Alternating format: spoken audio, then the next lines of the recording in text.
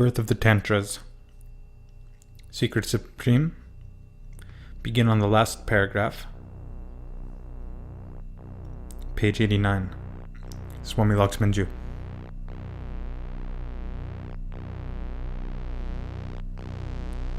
When the Kali Yuga occurred, these masters and disciples were so disappointed that they hid themselves in unknown places in order to avoid the touch of otherworldly people living at that time.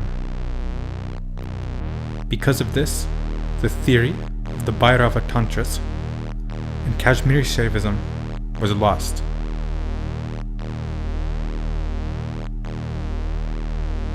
Lord Shiva, however, always wishes to illuminate the universe, and so he reappeared in this world at Mount Kailash,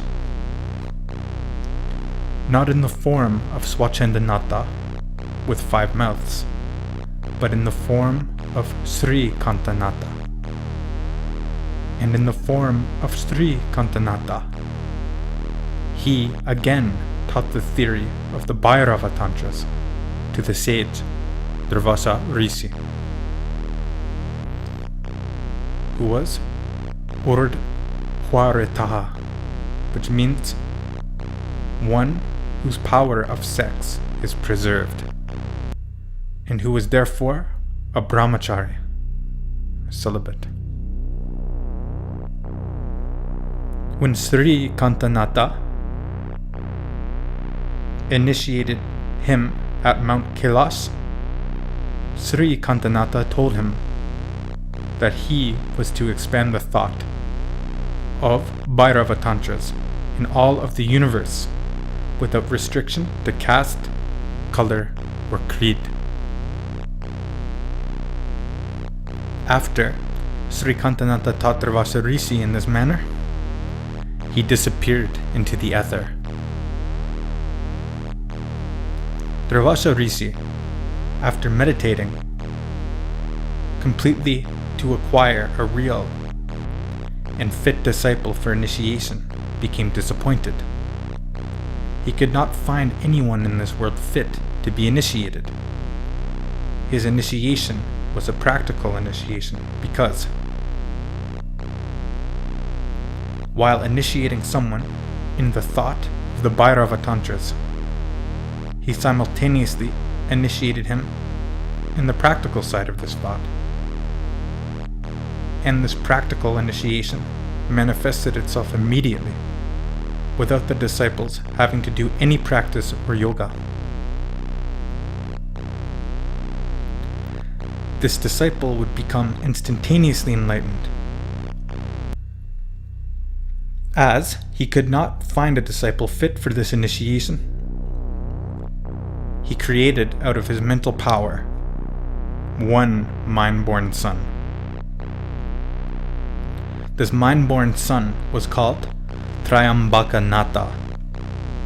Durvasa Rishi completely initiated Trayambaka Natha in the way of the monistic Bhairava Tantras. Afterwards, he created 2 more mind-born sons, Amardaka Natha and Sri Natha. He initiated his son, Amardaka Natha, in the dualistic Shiva Tantras, and he initiated his other son, Sri Natha, in the monodualistic Rudra Tantras. All of this was done by Durvasa Rishi for the upliftment of mankind. For the upliftment of woman, Durvasa Rishi created one mind-born daughter, and she was called Ardhat Trayambaka. As Kashmiri Shaivism does not recognize woman to be in a state of degradation, Durvasa Rishi initiated her completely in the monistic thought of Bhairava Tantras. As this view that women are not in a state of degradation is not held by the other 2 schools of Shaivism, the dualistic and monodualistic schools Durvasa Rishi created only one mind-born daughter. His daughter, Ardhatrayambaka's teaching is known as the Ardhatrayambaka school of Bhairava Tantras. But as the continuity of the Ardhatrayambaka school manifested itself from one woman to another secretly, there is no history of this school in this Kali Yuga. Durvasa Rishi, son Trayambakanatha, the founder of the monistic school of Shaivism, was also a celibate brahmachari. According to the way of the sage Durvasa Rishi, he also created one mind-born son and named him Trayambakaditya, which means the expansion of Trayambakanatha. After initiating him completely in the Bhairava Tantras, Trayambakanatha entered a cave, which is known as Trayambaka Guha, and disappeared. Trayambakanatha's son, Trayambakaditya, also created one mind-born son, and after initiating him, Trayambakaditya disappeared into the ether. In this manner, 15 siddhas were created by mind. When, however, the 15th siddha attempted to create a mind-born son, he was not successful. It is said that this 15th siddha was not fully introverted, but at the same time he was also given to worldly pleasures. Because of his subtle impurity, anavamala, he was not successful in creating a mind-born son. After sitting long in meditation, he found in this world a girl with all good qualities, and he went to her father and made arrangements to marry her. After marriage, they created one son, who was called Samgamaditya, and who, by his will, came to the valley of Kashmir and found Kailash mountain.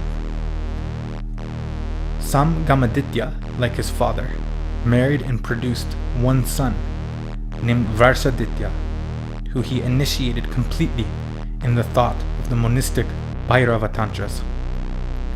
Varsaditya also married and produced one son named Arunaditya, who he initiated fully. Arunaditya married and created one son named Ananda, whom he initiated, and who was also completely informed practically in Shaivism. The sage Ananda was the father of Somanandanatha, the originator of the Pratabhigya school of Shaivism and the author of the Shiva Dristi. Up to the time of Somanandanatha, the initiation into the monistic thought of Bhairava Tantras took place from father to son.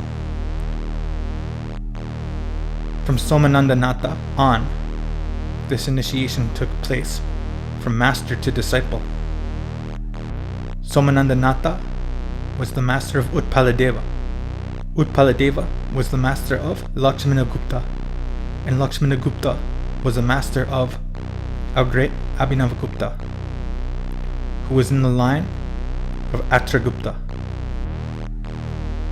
Now I will explain to you how this Atragupta, a great scholar of Kashmiri Shaivism, came from India to live in the Kashmiri Valley. During his reign, the king Lalitaditya traveled to India from Kashmir, wherein Antarvedi, a tract of land in Madhya Pradesh which lies between the Yamuna and Ganges rivers, he discovered the great Shaiva teacher, Atragupta. Lalitaditya was deeply impressed by the scholarship and practical way of Atragupta and requested him to accompany him to the Kashmir Valley. Atragupta agreed, and upon reaching Kashmir, was given the old palace of Pravarasena to live in, because it was very near to the palace of the king Lalitaditya. After he moved to Kashmir, there was no authority on Kashmiri Shaivism left. In India, from this time forward, the teaching of the thought of Bhairava Tantras is called Kashmiri Shaivism, and this teaching has continued to remain centered only in the Kashmiri Valley. These Bhairava Tantras are pervasive throughout the whole world. However, they began in the Kashmir Valley, resided there, and are still alive there today. After some centuries in the house of Atragupta, Varahagupta was born. He is the father of Narasimhagupta, and Narasimhagupta is the father of our great Abhinavagupta. Although Abhinavagupta had many disciples, both men and women, his chief disciple was Kamaraj, and the chief disciple of Kamaraj was Yogaraj. After many centuries in the Kashmir Valley, Swami Ram came into this physical body. His chief disciple was Swami Mahatabhagak, and I am the disciple of Swami Mahatabhagak.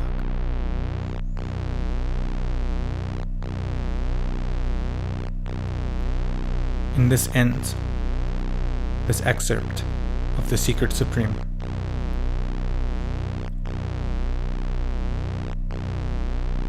Chapter The Birth of the Tantras. Again, these are the words of the great Swami Lakshmanjoo Maharaj. Jai Swamiji, Har Har Mahadev.